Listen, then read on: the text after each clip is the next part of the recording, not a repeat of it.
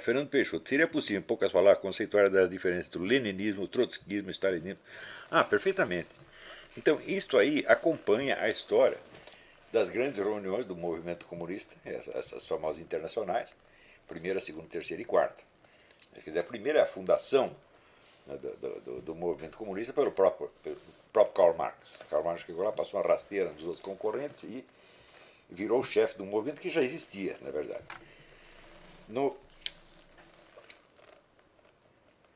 Na segunda internacional surgem algumas divergências, porque eles já tinham alguma experiência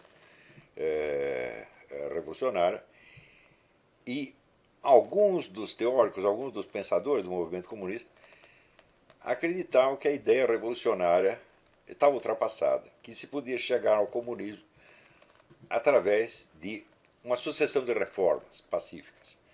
Da onde vai sair, evidentemente, uma ruptura, porque uma parte aderiu a isto. O teórico principal dessa coisa chamava-se Edward Bernstein. Existe até um livrinho, o livrinho fundamental dele foi publicado em português pela editora Zahar, chama Socialismo Evolucionário, em contraposição ao socialismo revolucionário. Então, o que hoje nós entendemos por leninismo se define praticamente por oposição a esta corrente. Então, o leninismo era o socialismo revolucionário stricto sensu, quer dizer, o partido é a vanguarda do proletariado, que se adianta à ação do próprio proletariado, toma o poder pela violência e, em seguida, constitui o proletariado em nome do qual ele estava agindo. Quer dizer, o proletariado em nome do qual o leninismo fala é um proletariado mais potencial do que outra coisa. Nós sabemos que na Rússia, no tempo da Revolução, você não tinha um proletariado industrial muito desenvolvido. Era um proletariado incipiente. A maior parte da população era camponesa, uma classe que, na versão original do comunismo, era tida como reacionária. Então, a vanguarda toma o poder em nome do proletariado, mas de um proletariado que ainda não existe como, pelo menos não existe como massa organizada, existe potencialmente. Então, esse é o leninismo. O leninismo é assim, é o império do partido. O partido é o grande agente da história. O trotskismo, por sua vez, ele se define bem mais tarde por oposição à teoria do Stalin do socialismo num só país. Stalin viu simplesmente que não dava para expandir a revolução. A ideia inicial, tanto de Marx quanto de Lenin, era trotskista, por assim dizer. Eles acreditavam numa revolução internacional, revolução mundial. Na Guerra de 14, naturalmente, os líderes comunistas esperavam que o proletariado da Inglaterra, da França, da Alemanha se rebelasse contra os seus governantes e, em vez de ir para o campo de batalha, isso derrubasse o governo, fizesse uma revolução que eles achavam que a situação de crise e de guerra poderia precipitar uma revolução proletária em toda parte, ou seja, os proletariados não iriam se aliar aos burgueses. A teoria leninista era que a guerra estava sendo travada em função de um conflito de interesses imperialistas, quer dizer, vários imperialismos em conflito.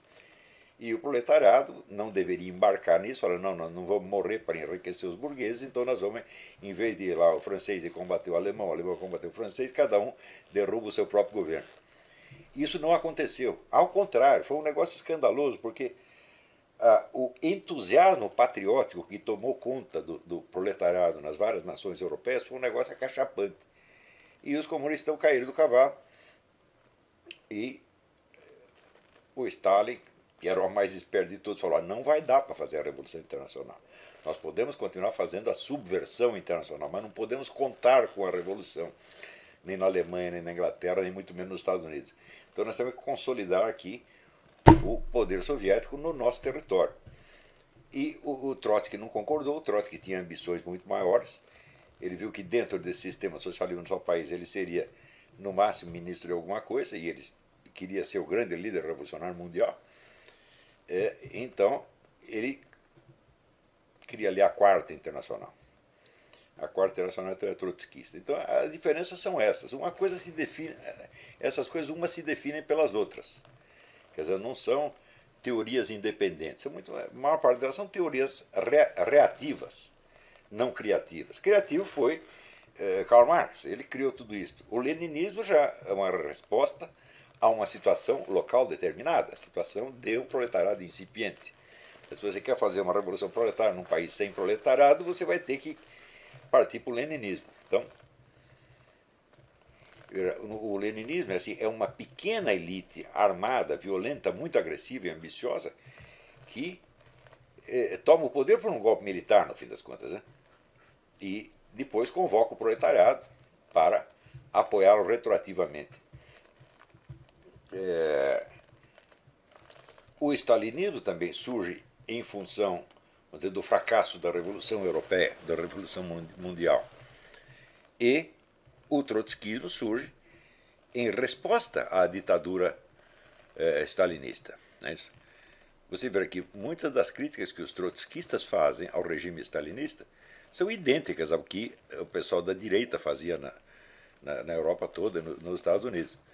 Mas ele fazia essas críticas não em nome de uma ideia de democracia ou de paz, etc., etc., mas em nome da frustração do revolucionário que esperava a Revolução Mundial e teve que se contentar com o socialismo num só país. Então, a Quarta Internacional sempre foi uma coisa absolutamente irrelevante durante muito tempo.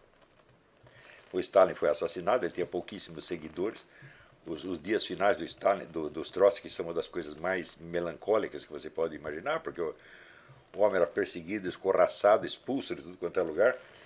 No fim, conseguiu um lugarzinho no México e nem ali teve sossego. O Stalin o perseguiu até matá-lo. Mas nos últimos anos, sobretudo com a queda da União Soviética, o trotskismo volta a ter um certo atrativo.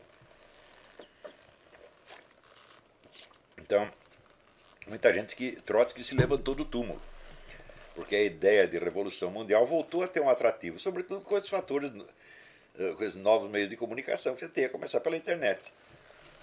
Então, hoje você pode acontecer de você desencadear, por exemplo, movimentos de protesto em escala mundial em 24 horas. Isso vive acontecendo. Então houve uma série de modificações na estrutura do próprio Partido Soviético, que abandonou a estrutura hierárquica leninista e adotou um tipo de organização mais flexível, onde se abdica da unidade doutrinária, tá certo? E se aceita em qualquer corrente de ideias, desde que ela se encaixe na estratégia. Ou seja, a unidade do movimento cessa de ser uma unidade doutrinária e passa a ser uma unidade estratégica. Na verdade, sempre foi. Tá certo? Stalin sempre soube usar, vamos dizer, todas as correntes políticas que podiam se encaixar na sua estratégia. A própria teoria do companheiro de viagem, esse companheiro de viagem é alguém que não compartilha necessariamente da ideologia marxista, mas que está colaborando de algum modo. E ninguém soube manipular melhor os companheiros de viagem no mundo todo do que o próprio Stalin. Então, vamos dizer, essas diferenças elas são reativas e são relativas. Né? Não sei se ficou clara essa resposta.